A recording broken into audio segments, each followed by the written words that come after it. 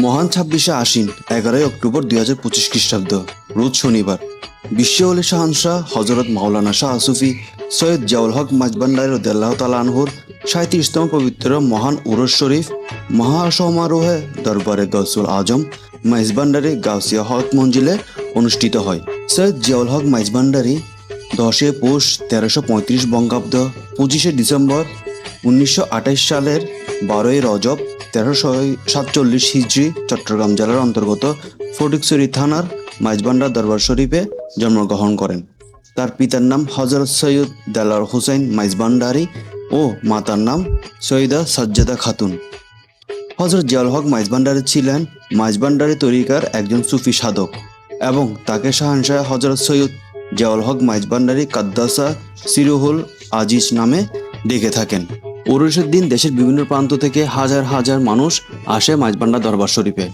আর এই দিন গাউসিয়া হক মঞ্জিল ব্যবস্থাপনায় আয়োজন করা হয় বিশেষ বড় আয়োজন। এর মধ্যে থাকে সবাইকে সুষ্ঠু নিরাপত্তা প্রদান করা এবং আগত সবার জন্য তাবরুকের ব্যবস্থা।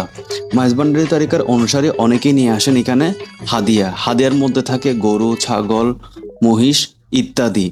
আর গাউসিয়া হক মঞ্জিলের পক্ষ থেকে এখানে আয়োজন করা হয় সবার জন্য মহাবুজ বলতে এখানে তাবরুকের যে ব্যবস্থাটি করা হয় তা।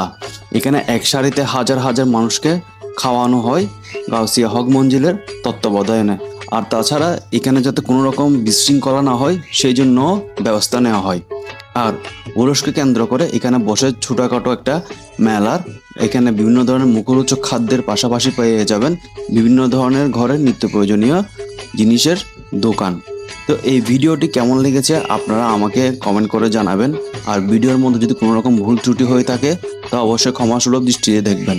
সবাই ভালো থাকবেন। ইবিএস ফিল্মসকে ফলো দিয়ে আমাদের সাপোর্ট করবেন। আল্লাহ হাফেজ।